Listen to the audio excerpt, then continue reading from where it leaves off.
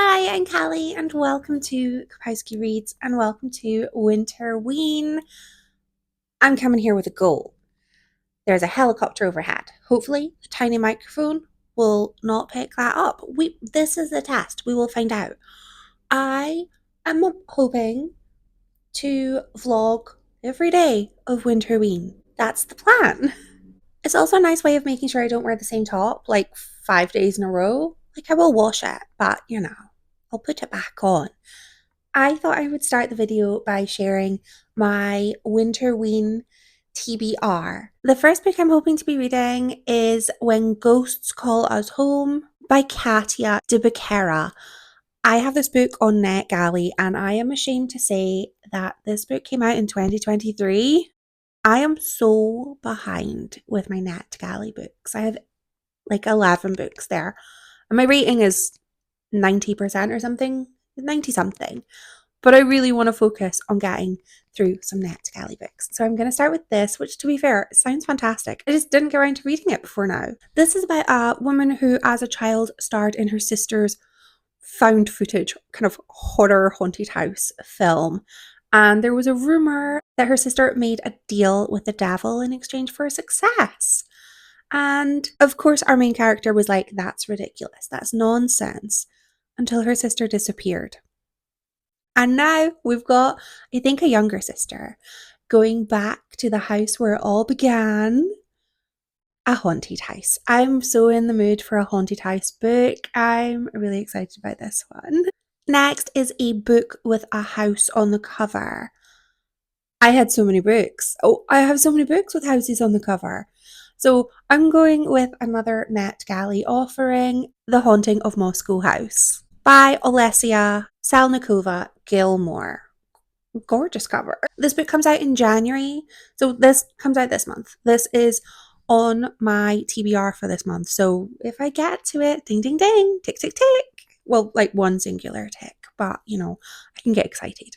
This is a gothic horror set in 1920s Russia. And again, focuses on sisters and again, focuses on a house with some secrets. It kind of is implied that it's the house that has secrets, not like the people in the house. So maybe I've got two haunted house books. I'm so glad I have lights that come on with sensors, although at the same time, if those lights come on and I'm not there, what's turning them on and I would die of fright. Another book which is a haunted house. Looks like I'm not sleeping this week. I have a horror that is over 5 years old, and I think Eileen by Otesha Moshfegh is a horror. It's at least got the horror mark on Goodreads. I thought this book was a sort of reimagined Stephen King, the one with the car. I've only read 2 Stephen King books. Don't plan on reading any more. I don't know the name of that book.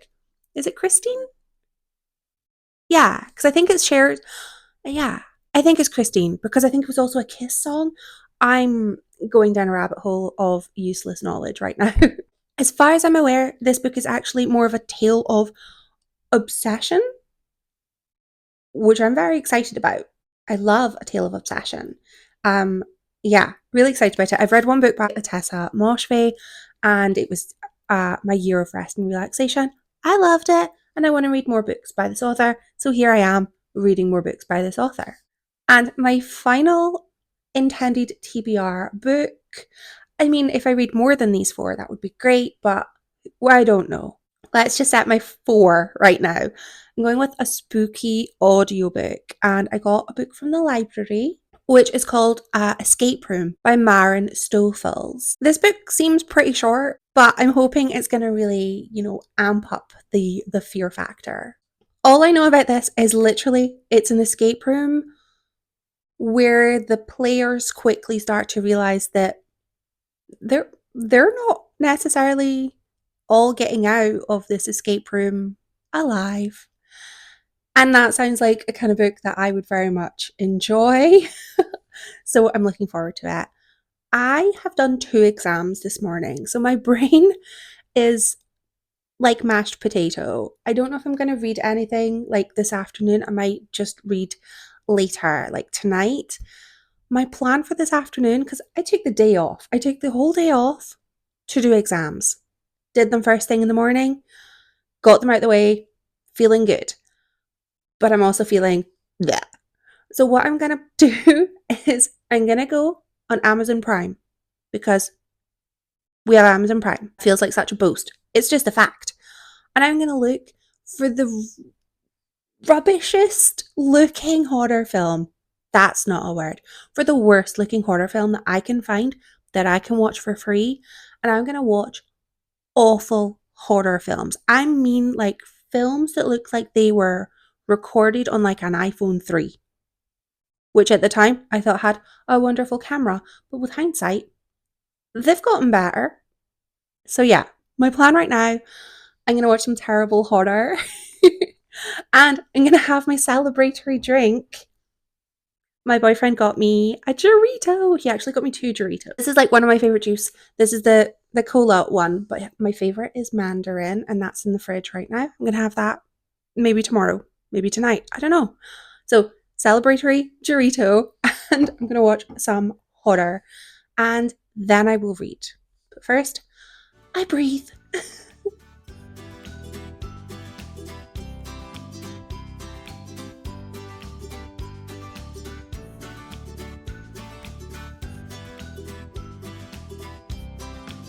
I have already failed in my plan to vlog every single day of Winterween because it is day 3 of Winterween.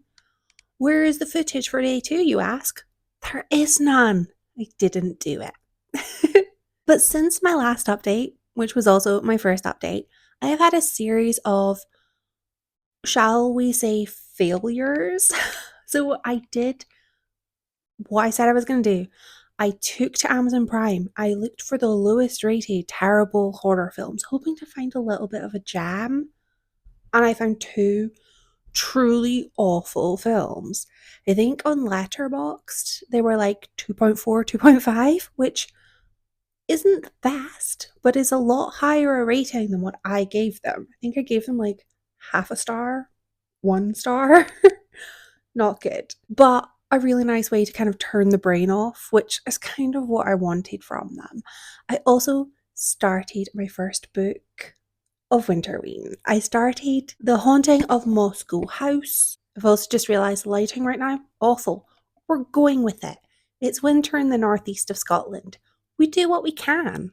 This book promised to be a gothic horror set in 1920s Russia.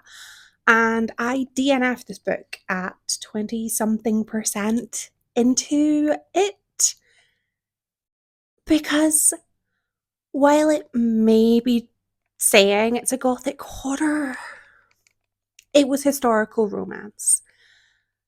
And if you've been here for a while, you know I have history with being bamboozled into reading books that trick me into reading. I don't know what just happened there, but I made my home electronic device start playing a song that I don't know. Maybe that's the gothic horror from this book coming out in my own home, which is not haunted. This book ended up being, I could see it was going down the route of being historical romance. And I don't want historical romance. I want gothic horror. And I told myself I would give this book like 100 pages and then decide. I didn't quite give it 100 pages. I knew, you know, when you read it and you go, I just don't want to read this. So I'm not going to read it. I'm DNFing it, and I'm okay with that. We're off to a wonderful start. But I have started my next book, which is Eileen by Ottessa Moshfegh. I've read the intro and I'm in. Like, I like the intro. I want to know what's going to happen. As far as I know, so far, this is about a young woman who works in a sort of correctional facility for boys. And this is the story of the events that led to her disappearance. She doesn't have the most stable of home lives, and I know that there's going to be a tale of obsession. That's pretty much all I know, and I've enjoyed the sort of 10 pages I've read so far infinitely more than The Haunting of Moscow House. So the only way is up, I suppose.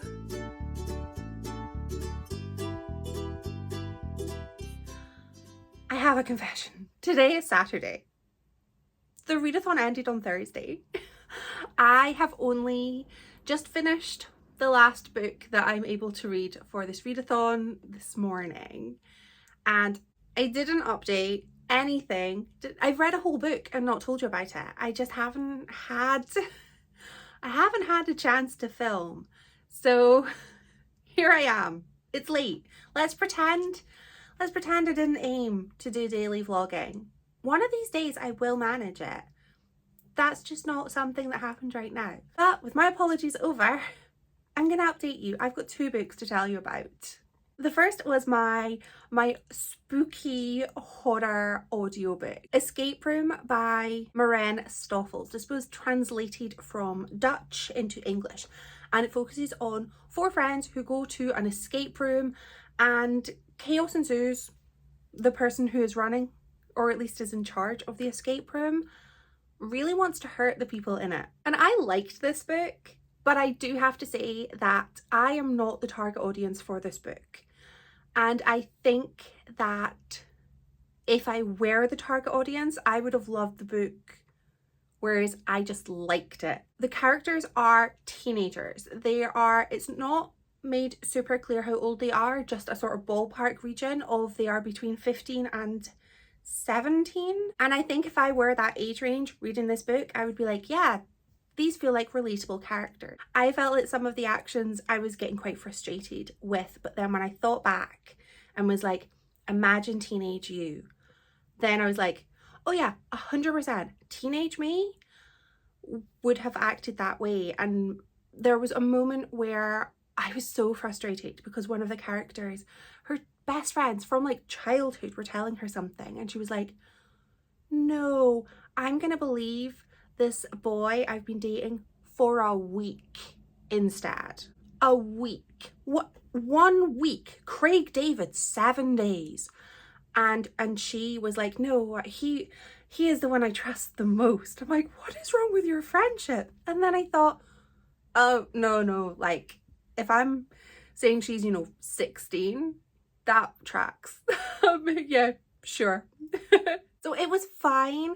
It was a very quick, kind of relatively fun read, but I felt it was very obvious the direction it was going in, and the who wasn't super obvious, but the what, where, when, why really was. But I did find the characters to be very believable. So I think maybe a younger audience might enjoy this a smidgen more than me. I also finally finished Eileen by Ottessa Moshfegh, which I have been banging on about for most of the week. It's not long, it's like 260 pages, but it did take me most of the week to read it, and that's not because I didn't want to read it. I had the best time with this. I really loved this book. I think I'm not quite sure. It's not a 5 because you measure a 5 with your heart. I've got cat hair flying through the air. But I think it's a 4. Maybe it's a 4 point something. I'll have to rest on that. It's definitely at least a 4. I have just had a lot going on this week that I just haven't had the time to sit down and read as much as I would have liked to.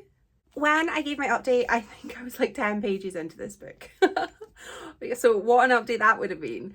This focuses mainly on Eileen, surprise, who works in a correctional facility. She's basically in an administrative role, and she's not happy with her life, and she's basically talking to herself about she's gonna escape. She's got an escape plan from her poor provincial town. She wants to go to New York. She wants to basically carve a new life out for herself. And this entire book takes place over the span of a week in the lead up to Christmas. Rebecca is a new employee at her work, and she's in charge of the education of the residents. And Eileen just, I don't know if she wants to be with Rebecca or she wants to be Rebecca. She very much quickly falls for her and wants to change herself to impress Rebecca. And Rebecca seems to be sort of welcoming Eileen into her life, which is quite nice. Eileen needs a friend. But there's a little bit more going on there than is first apparent. I thought this book was going to be a tale of obsession, with Eileen being obsessed with Rebecca, but it wasn't quite what I was expecting. And I say that in a good way. I did not expect the last chapter of this book. It went wild, and this book has been likened to sort of, you know, Hitchcock, Patricia Highsmith, and I'm like, yeah, I see it. It is such an unexpected action from the characters, and yet feels in keeping with the characters. I really like this. It was not chirpy. It was not chirpy. It was very dark.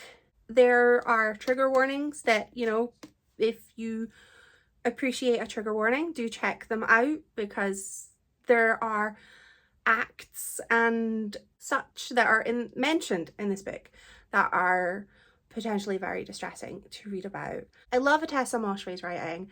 This book actually reminded me of something, and I can't remember what. The style of the writing was really, really familiar, and I've only read one other book by this author, so it can't be that. And I think it just reminded me of a certain kind of, you know, black and white movie or something, but it was very tense throughout.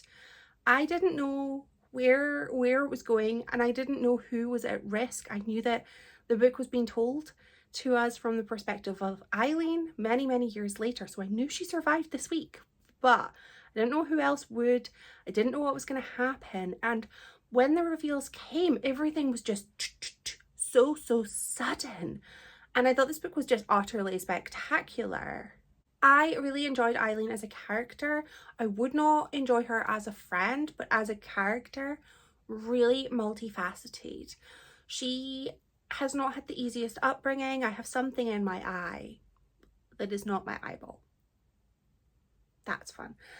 She's not had the easiest upbringing. Her mother has sadly passed away, but they didn't have a warm and loving relationship. She doesn't really have a relationship with her sister. Her dad is an alcoholic that she's basically in charge of his care, and she's just alone. She's lonely and alone. She has a workplace, but she clearly doesn't enjoy it very much. And she is an interesting character. I really liked being able to be inside of her head and hear her internal monologue and hear her reactions to things. She was quite disgusting. Like, her hygiene was extremely lacking. She was a shoplifter for fun, not for necessity. And she was just quite unpleasant. But that made her such an interesting character to follow. Rebecca felt like the exact opposite, where we didn't know a great deal about Rebecca, but she was very put together, very polished, very educated. And she just seemed so smart, and like she could go anywhere and do anything, but here she was. And I really liked the sort of way that these two characters got together. And the second they started interacting with each other, I was like, somebody's gonna betray somebody, aren't they? Or someone's gonna mislead somebody. It didn't feel like it was gonna be an authentic friendship, but it was interesting trying to work out who was trying to almost manipulate who. And it reminded me a little bit of the things we do to our friends, where you have this group of friends who are awful, and you have this sole loner who is much worse, but you don't know she's worse. And it's sort of like, who's the most at risk? Because you're both really dangerous and somebody's gonna get hurt. And I think that's what I really liked about this, is I knew something wild was going to happen, and when it did, I was like, excuse me? What? But I think the signs were there. I just didn't see them, and I really enjoyed this book. I think this was the perfect book to read during Winterween, because it really captures the sort of the horrors, the horrors and the darkness, but it was a very short read, and had I had a less chaotic week at work, then I would have read this super quickly. I had things to do that were obligations, not joys. I'm sorry this wasn't the video I was hoping to bring you. Life things just happened. I am hoping that next week's video will be a little bit more exciting. I'm actually going to be leaving the house, so you know that's something. I'd love to know if you joined in Winterween and if you had more success than I did. I only finished 2 books. I DNF'd one of them and I didn't get to the other one, but I hope to read that some point. Thank you so much for watching. Bye.